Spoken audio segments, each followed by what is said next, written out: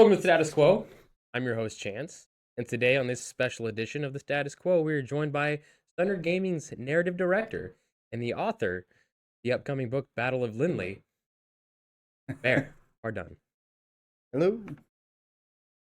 So, I've had the opportunity now to read your book, I would say, 3 times.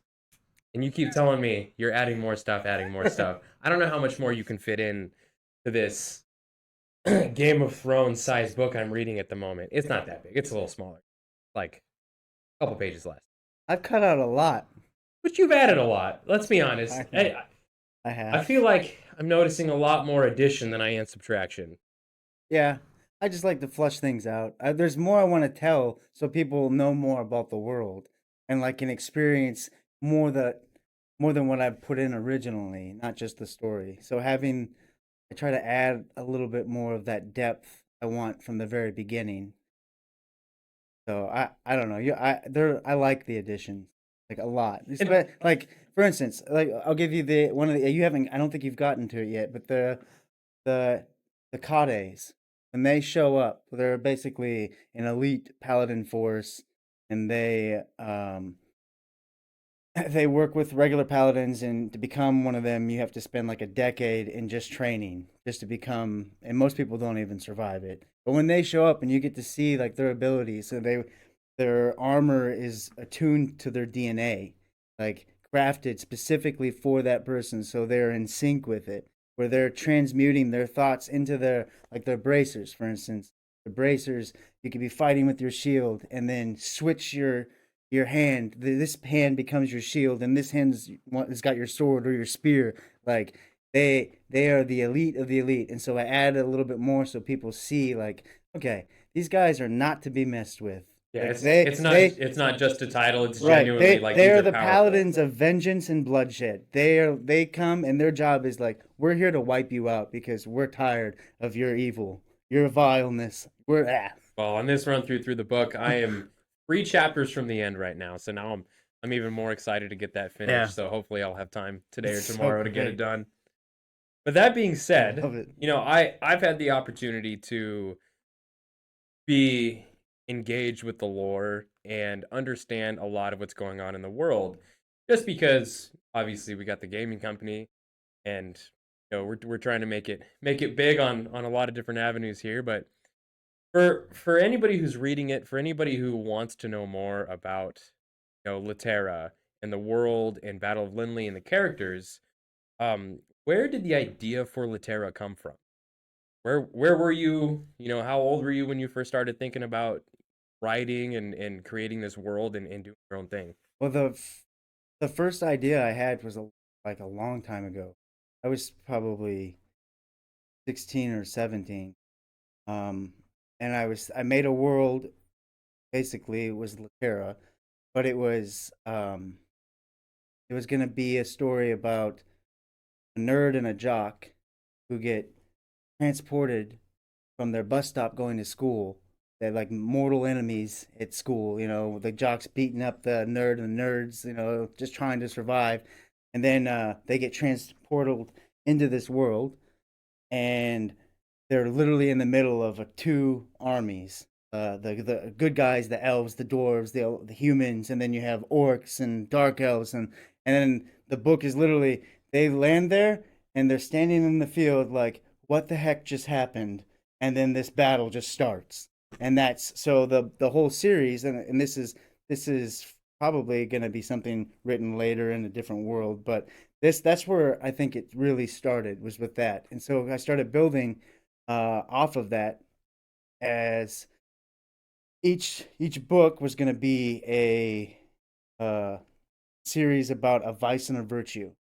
And so once the two guys they explained their situation, they get taken back with the good guys and put into a testing situation. It's like, hey, we don't know what you're good at, but you need to learn something because we live in a world of war. And so the the nerd ends up becoming a paladin or like a knight, and finds that he's like really skilled and really good at this stuff, and then the jock ends up becoming like a wizard.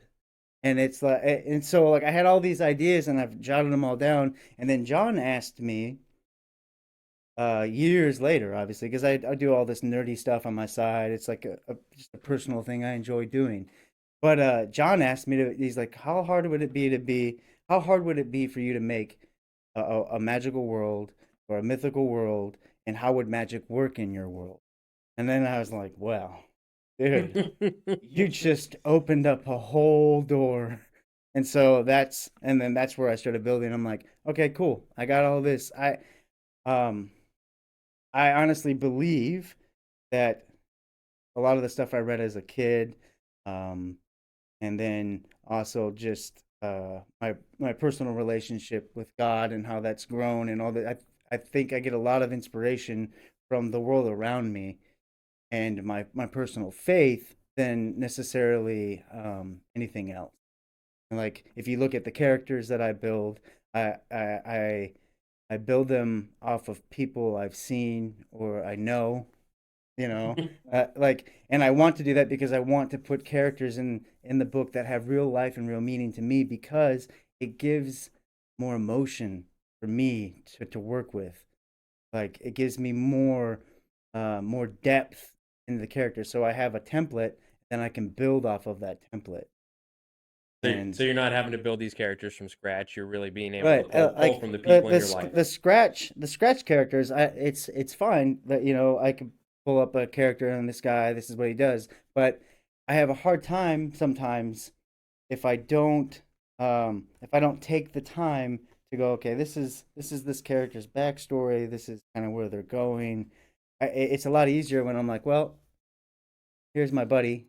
I know a lot about him. His character, what would he be in my world? Because I want to bring everybody into my world. Like, excuse me, if I have fans or if people actually enjoy it outside of my little group, uh, I can't wait to be like, hey, I need a character, or I want you to send me a character that you would like to see in your book, and like look through people's like suggestions or ideas and put someone else's character in my book. I don't know if people in this day and age, it's a lot easier to do something like that than to bring fans in to be a part of it, because this is like a 9 book series and I'm working on book 2. All right, There's okay. So I'm gonna cut you off right there because you just said it's a 9 book series.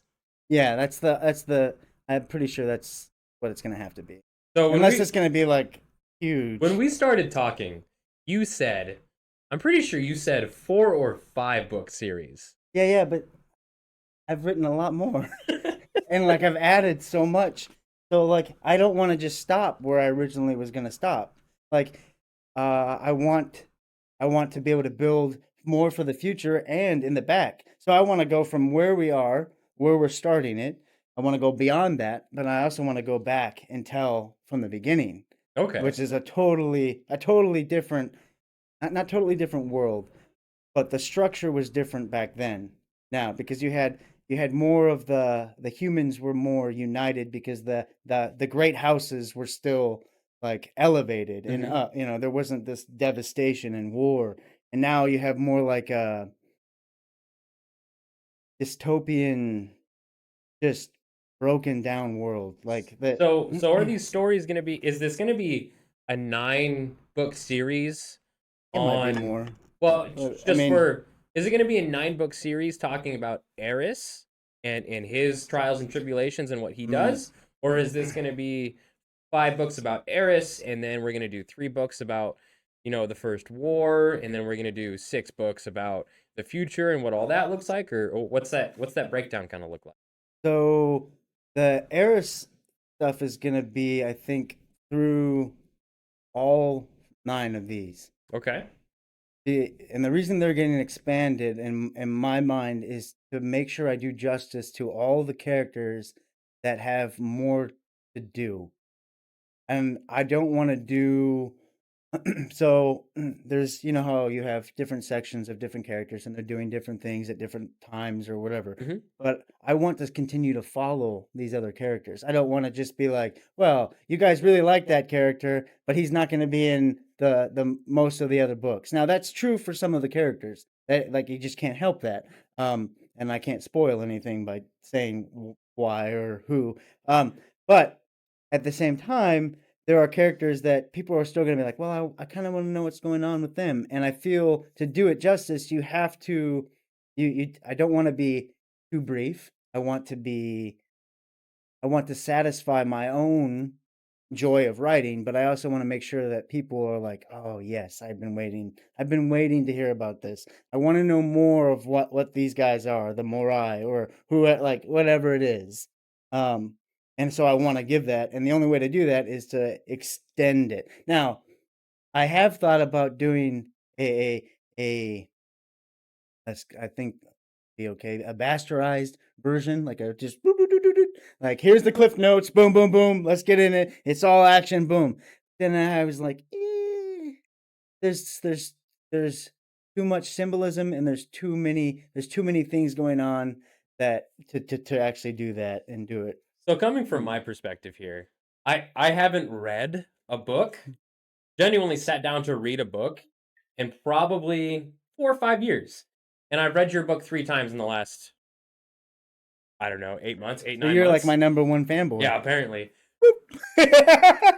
That being said, you talk about following all these different characters.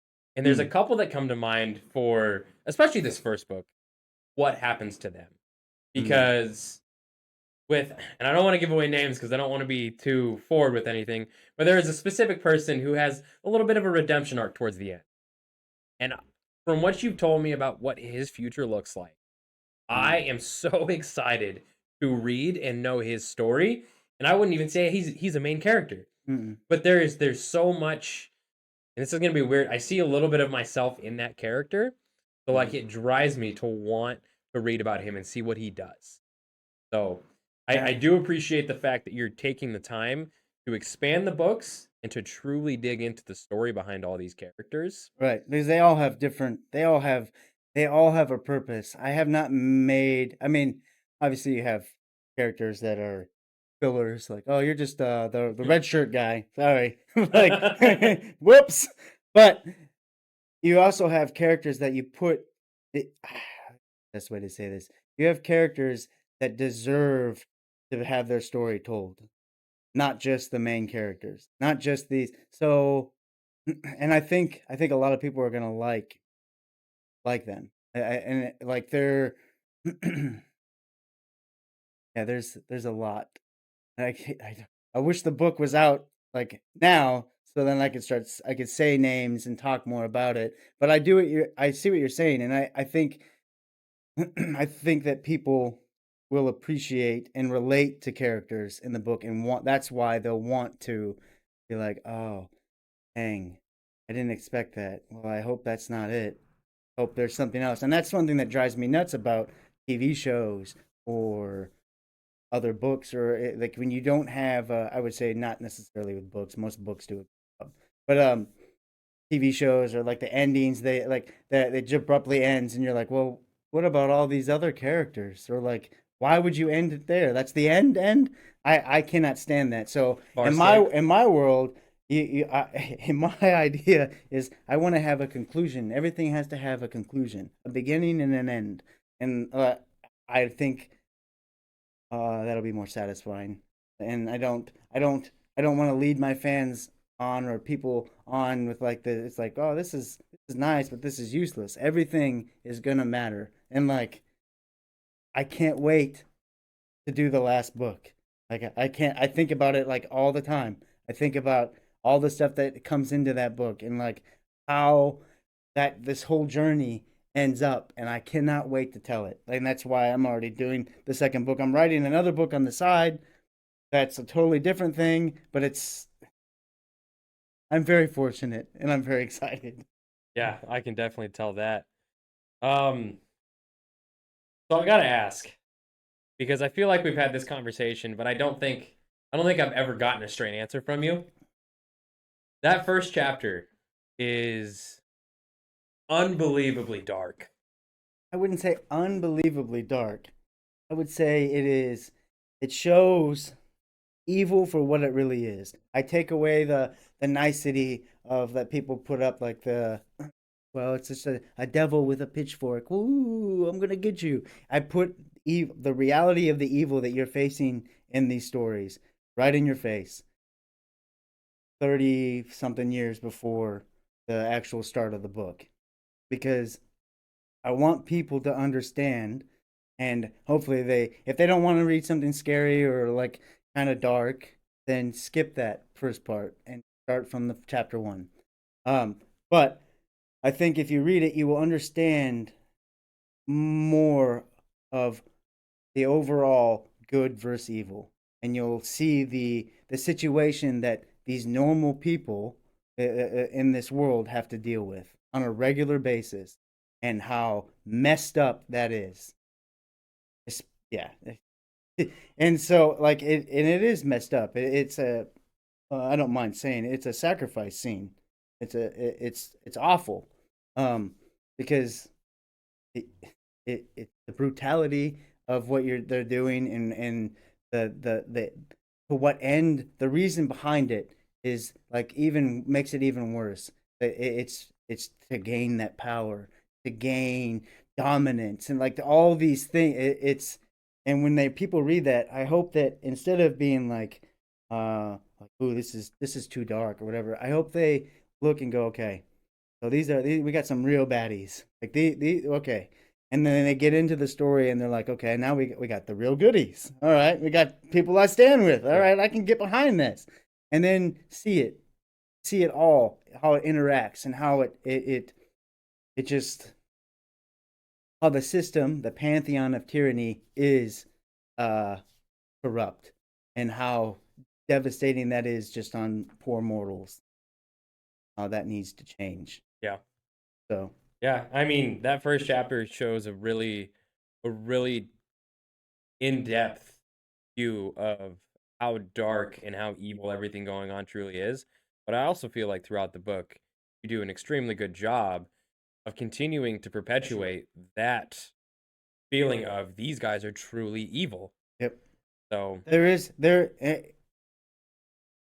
You're not going to see much redeeming qualities, if any, from most of the evil characters, because they have been created to be like that. They don't, now, without going too far into it, there's an example with like the different types of orcs. Well, they're different from Tolkien's orcs. They're different from WoW's orcs.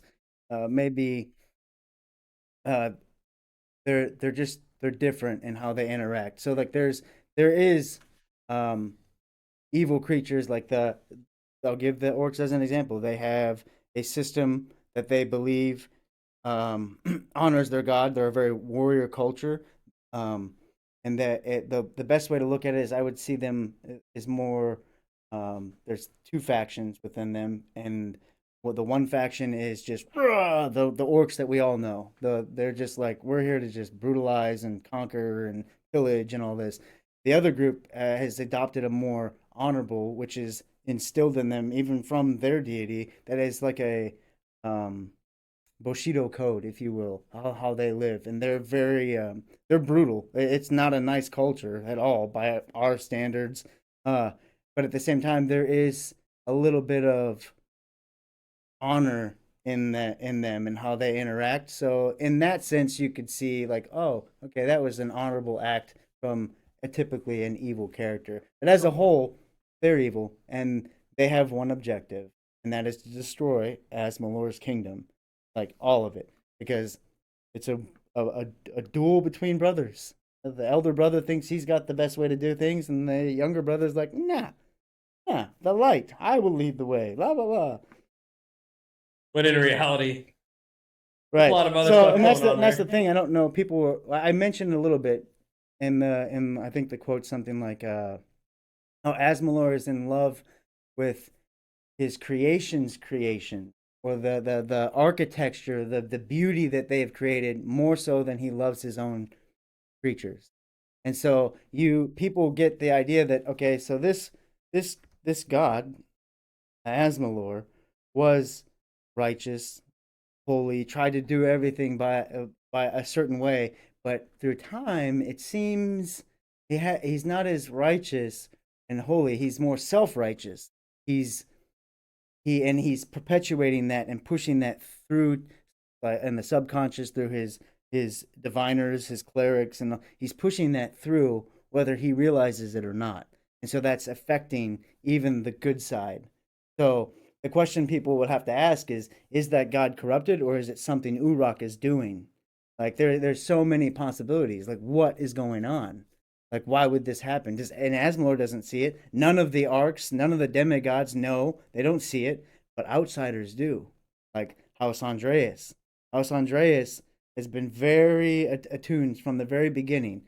House Nesk and House Andreas are the reason that humanity and Asmalor's kingdom hasn't fallen from way back because of how Marius, Valerie, and a bunch of other characters basically rallied the humans to unite and make legions of soldiers willing to like go toe to toe with some of the most horrendous stuff. Now, obviously, the elves help, the dwarves help, but they are they're greater than us. We're like we were created to be the workers, the in a sense indentured servants to the greater races. But anyway, I'm going on tangents. I was gonna say we could sit here for hours and hours talking about. I guarantee that you could talk about House Andreas and their history and their timeline within the wars and all that they've done. I guarantee you could sit here and talk about that. Well, yeah, I mean that. Well, so if that gives any indication to the reader, it is more than just surface level information here. The amount of time that you and I and John and Chad have spent actually sitting down talking about the world of Latera and the history, and it's just it's astronomical the amount of information and the amount of effort that you put into telling a cohesive and thorough story. And thank you for saying that. And I'm just curious, how important is it to you to tell that thorough and cohesive story? Say that again. Sorry. How important is it to you to make sure that you tell a thorough and cohesive story? Well, there's no. How else would you do it? Like, why would you want to go tell a story and only tell a little bit? Why wouldn't you want to just do the whole thing? Like, yeah, this is a cool story, this thread right here. But what about all the other threads? There's a lot more that could go on. There's a lot more to build off of. And like there's so much so I like in-depth coherent lore. Like the Silmarillion from Tolkien. That's from the first age to the second age, and then you have the Lord of the Rings and the Hobbit, and then you have all the other little like snippets. Tolkien, to me, opened. Excuse me, Celsius is. Anyway, Tolkien not sponsored, but we could be. They're not going to sponsor my book. Anyway, Tolkien opened the door for all of us fantasy nerds, in my opinion, and C.S. Lewis, but Tolkien's world and the world building, like he encouraged me to the point where you've even seen it, where I'm actually trying to build languages just like he did. Like that, I'm never ever going to claim that I could be even close to Tolkien or J.K. Rowling or R.A. Salvatore, any of my favorite authors, Margaret Wise, any of them. But they gave me the courage and the opportunity to just try and just go and do it. So if I'm going to do it, I want to do it right. And I want to make sure that I have all the pieces together, which is why every day I'm working on stuff in the future, stuff in the past, stuff in the present. Like, and I get so much joy and have so much fun like doing it. And then I can't wait to tell people, but then I'm like, ooh, I can't tell them that because ruin the whole thing. You've been halfway through telling me stories, and then you'll like stop yourself and be like, "No, you can't know that yet," and then stop. And I'm like, "What are you doing?" I Like, you know. can't. Oh, tell me the story. I know. I want to know what happens to him. Uh, so for the reader, for anybody who's listening, anybody who is thinking about maybe picking up the book Battle of Lindly, what would be your 2 sentence pitch for what Battle of Lindly is? How would you tell somebody, hey, you should read this book? It's You should read this book because it's the father and son adventure. If you didn't have a good father, maybe you'll enjoy Victus as being your surrogate father or whatever. But the whole story is an adventure of friends trying to survive in a terrible situation. And I don't know anybody in this world who doesn't feel or hasn't felt that they are surrounded and overwhelmed and they are not going to be able to make it. Like, I think every single person in this world, at one time or another, has been in that, maybe in it right now. Like, I know I've been there personally. I know people that have been there personally, and I know how that feels. And I think that if people read the book, I hope they're encouraged by the depth of the world that I'm creating, but also the story and like what's going on and the deeper messages in the story. Like, I didn't set out to write a piece about politics or about religion or about this. I wanted to tell, and I believe this passionately, to tell a great story that people want to read and we can talk about and become friends over because you like the story. I don't want you to worship my work. I don't want any of that. I just want people to experience and enjoy it and then like be like, "Oh, I hated this. I thought it was terrible, but I read it. Hey, okay. I thanks for reading it. Thanks for buying it." Or the other people will I'm sure there's plenty of people that would get something out of it. And that's why I wrote it. I want to give something to people that I couldn't otherwise do. Now, yes, it helps me that they would buy my book, right?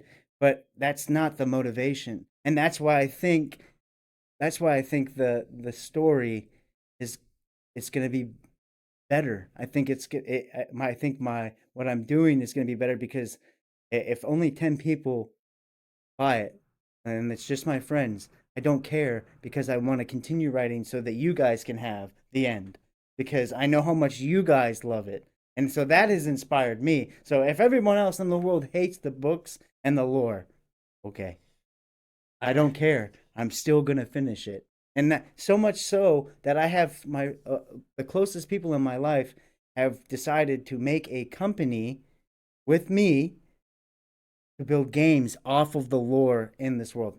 What an honor for me that my friends believe that much in what I'm doing or what I'm creating. That is humbling, man.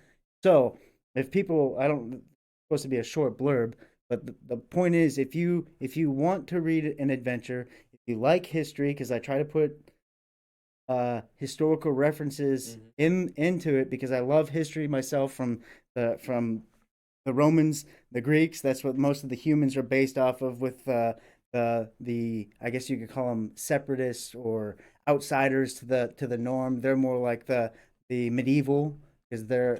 But anyway, and with the Japanese, I want to take every every culture that I've studied a lot under or I've read about and really found fascinating, and I want to put a little bit of that in there. So no matter what part of this world that if someone reads the book, they might be like, "Holy smokes!" I think that was like a reference to like my ancestors, my people. I want people to come over and have sessions over Latera and all that the whole world like and the whole universe because much more than Latera and all the other planets and We're getting into planets. Caution. Just a public service announcement here. That was his Cliff Notes version of that statement. So could have been yeah, much. it's It could have been much longer. I can't think of like a I'm not I can't I have It's hard to summarize this book. In all honesty, I know the stories. I know where it ends. I know people's their. I know a good portion of their stories and where they go and what they do. But this is my third time reading it, and there's still scenes where I tear up. There's still oh scenes where I get shivers throughout my whole body reading these scenes. And you can't take that emotion and throw it into a 2 sentence blurb about why you should read. Right. And that's one of the things I was talking to my wife, Danielle, about when we were doing edits, because I'm reading these whole scenes and I'm remembering, like, and I'm thinking about the character, and I feel those emotions every time I read it. Like, if I have to read some of these scenes, like, I can feel that, whatever the frog coming up my throat, and I'm like, dang it, man. Like, why is this still hit me like this? I wrote this over a year ago. Like, what is going on? But I'm like, that's good. That it still grabs me. It still pulls me in, and so I'm hoping that it pulls other people in as well. Um, and I do believe though that passion and that drive to tell a story outweighs any other motivation. Like, because what if like this is me just being honest, and if we don't use this, it's fine. But if someone's struggling with something in their life, and that my book gives them encouragement to keep pushing and keep trying and not give up, then good. That will be worth it to me. Like one person, man. Yeah. Got a little choked up there. It's just gotta get that down with some drink over here. No, but just one person who reads the book and is like, dang, man, life's hard, but I'm going to keep going. That would be cool to me. So, Yeah, there's definitely a lot of lessons in there, and I feel like every time I read the book, there's a new lesson that I see, or there's something new I pull from it. There's obviously, Christ's a big influence in both of our lives, but there's definitely a lot of parallels between what's going on in the book and things Bible in our lives and in general, and even things just as simple as the interactions between Eris and Victus. There's things in the interactions that make me, want to treasure the relationship with my father more. So there's a lot of emotion driven in this book for sure. yeah. And I think if I were to sum it up in a 2 or 3 sentence kind of blip, it's the battle of right and wrong in the heart of a boy who could destroy the world or bring it everlasting peace. Yeah. That's a good way to look at it. Like, because that, in a sense, that's this whole series. I can't wait. As soon as this book, the second one, is actually published and the we have all that out, the priority of my writing is to finish both those other two books. 6 months. Like, Book two of this series, and then the other one you're working yeah, on. yeah. Because this one took me 6 months to write the draft and everything, Hmm. and I've added some stuff in it. And Danielle has done a lot of edits for me, which she's done a fantastic job catching all of my no commas, and just because I'm just like la la la la la la la la la. Yeah. That's it's just like boom, tons of crap, and it's sifting through it and all that. She's done a really good job to. Um, she's like, you have to have conversations. They have to be bracketed, like, or But I'm like, yeah, I know. Yeah, So she's been. there's sometimes where I read the book and it transitions between one character to another, and like Yeah. it doesn't switch paragraphs, and I'm Right. like, whoa, I'm like, I just got teleported Yeah. halfway across Latera, I and when I sit there and I zone out, I'm just like type, and I'm thinking like like scenes ahead as I'm trying to get this scene out, and I'm like, keep going, because I'm excited when I'm doing it, because I'm like, ooh, that's a good one. Yeah. So what would you say when you started? What was the motivation for actually sitting down and writing a book? uh, I had stopped drinking alcohol, miserable for a decade, just working and drinking. Um, and then I decided, like, after John had asked, of all those questions, I'm like, well, why don't I write a book? I do that? And I don't have a whole lot really like that in depth yet. Can I actually do that? And so it was kind of like a personal challenge. And then every day after work, I would write at least 3 to 5,000 words.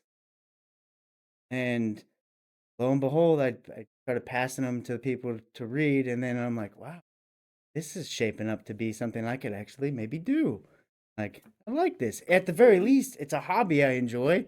Like, I get out of my own head and I'm just in my own world. It's like, la la la la la. So I would say it was a challenge to myself. Like, can you do this? Like, you gave up alcohol, which you thought you couldn't live without. Can you write a book? Like, you. And so it was kind of like myself egging myself on. Like, can you do it? Like, can you? Like you think you can, and a lot of people, I'm sure, and that's the thing. A lot of people think like, oh, I'm gonna go do this, and it's gonna start tomorrow. Tomorrow? And then tomorrow. Why don't we start it today? Just a little bit, not even a lot, just like a jot. And my wife helps me a lot with that too. Like giving like it doesn't have to be the whole thing because I want to be like and complete. And so it's 8 hours and then this is done. And it's like, no, you can piece it. Little pieces, and then it'll all come together. And for me, it's a struggle because I'm like, no, I get a little twitchy. And I'm like, I need to do more. And then she's like, no, that's good for the day because I'm more obsessive about it. Like, this has to get done too. She's like, no, that's good for the day. You've done enough. I'm like, no. Yeah, I remember those beginning days when you started writing, and I'd be at work at 2 o'clock in the morning, and I'd get an email from you, and it'd just say new chapter. I would drop everything I was doing. I would go find a computer, and I would read that chapter at 2 o'clock That's in the right, because morning. you were on nights. I was on overnight shifts. I would go read that chapter, and then I'd message you, like, hey, when's the next chapter? Yeah. And then you just like send me something stupid, like a smiley face, and you're like, you'll see. Man, I remember the excitement I used to get when I used to get those emails with those different chapters. Mm. It still excites me because I know you're working on that second book. And as many times as I've read this one, Yeah, like the layouts in this one, I think. if that disappears today while we're playing Dungeons and Dragons, it's not my fault. That's right. We are playing soon, aren't we? What time is it? 11. Okay, we got time. We got plenty of time. I spilled, by the way. If you guys saw my faux pas, it's no big deal. I don't think we have any napkins. I don't know. Nah, I don't want to use my. No, not at all. I mean, that's really all we have to talk about. I'd love to talk about actual lore, but I don't think we can really get into a lot of that until. There's some we can talk about. Like I think we should just full on lore days. Like, hey, we're gonna talk rays and go cool. stupid in depth with stuff for creatures or things like that. I'm sure people would enjoy that. I think so too. But I think really the only question I've got left on here, what would you like to say to the readers? Anybody who's thinking about picking up the book, or anybody who is going to read the book, or anything you want to say to them, or any piece of advice for anybody who wants to write? Or I would say this. I would say that I'm not trying to convince you to live and believe anything that I believe. And my book is not a statement on politics or any of that crap. I want you to step into the world, enjoy the world for what it is, and just talk about good story and enjoy it. I don't want people to think and be like, well, he said this because of this and did that. No, I wrote it because I want to tell a compelling story that people fall in love with. Like that's it. I don't care if you're an atheist, a Muslim, a Jew, a Hindu, or whatever. You're a pagan, whatever your belief is. I want you to read it and enjoy it, and I want you to have fun with it, and I want to talk to you about it.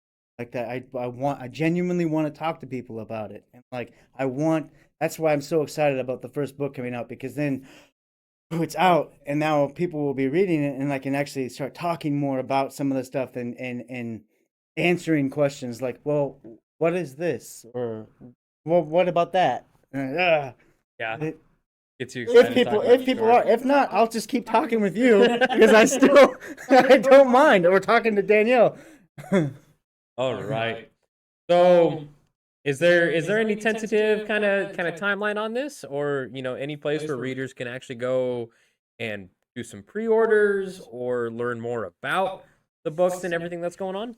Yeah, the I think within the next month or two, the book will be ready to. It'll be out to be. Um, because I'm doing the last edits, going through them with Danielle on Sunday, this Sunday, and then we're gonna look at all the other stuff that still needs to be done. But the cover was approved, and so that's really cool. Really? Yeah, the cover they didn't like. I was worried they were gonna kick it back or say, you can't do this, or I don't know. I didn't know the process, and it was so smooth that I was like, I'm gonna continue using this for the rest of my book career or writing career. It was so nice. Um, so yeah, I'm excited. There will be I'm currently making, I guess, an author website. I guess that's a thing you have to do. So my wife's been helping me with that, and you uh and the Twitter, you can follow me on Twitter. It's where I haven't really done much on it. If you follow me already, um, I've just been kind of like observing, liking people's stuff, showing that I'm not like a bot. And then we're gonna start posting a bunch of stuff in there, just snippets about things. And then we're gonna have the QR code to pre-order, and you can pre-order it. Um, the only thing that I don't want to give an exact date is because of I want to make sure I have my pre copies, like the paperback, the hardback, and I can actually look and make sure that everything looks good, because I would be so embarrassed and hurt if I messed it up for the fans, like the E version. I want to make sure all the versions. So once I have that, then I'll have a better idea of what actual date it would be. Excuse me. Um, but yeah, I'm excited. I think we're all excited. I definitely am. Like I've read Just through to see it, I've like, read through the book 3 times on my laptop, but I can't wait to have a hardback copy in my right. hands and actually read through the. One thing that I'm like secretly, I haven't really talked about it, but I can't wait till Remy, who's my eldest son, actually reads it, because I haven't told him any of the stuff, any of the story, any I like he's heard snippets, but he has no idea, and I know he's probably gonna love it, and so that's gonna be exciting. Good. Oh, okay. I was like, uh, but then I also when obviously when little Micah gets older, um, he can read it too, or I can read it to him. That's just a small. That's excuse me. I don't know. It'd be cool. Your sons will. I hope it inspires my sons to be great men that honor women and serve God. Yeah. Well, it is it's a good feeling to get, Remy's opinion on stuff. It's kind of funny, even with the game. Yeah. Him sitting down and playing our alpha for the Oh game, and yeah. he's like, I'm having fun. I I was know. like, oh, thank you. Yeah. He's like when he said that, I was kind of like sweet, sweet, because if he likes it, that means tons of other kids are gonna like it.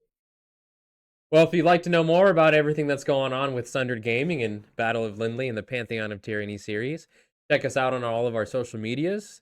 I believe most of yours are Sundered_Bear. Yep. And then our other ones are Sundered_Gaming for any game related content. Feel free to reach out to us on any of our platforms if you'd like to talk, get to know the author, get to know the crew, or have genuine questions you'd like to get answered about the book. This has been the status quo. Thanks for joining us.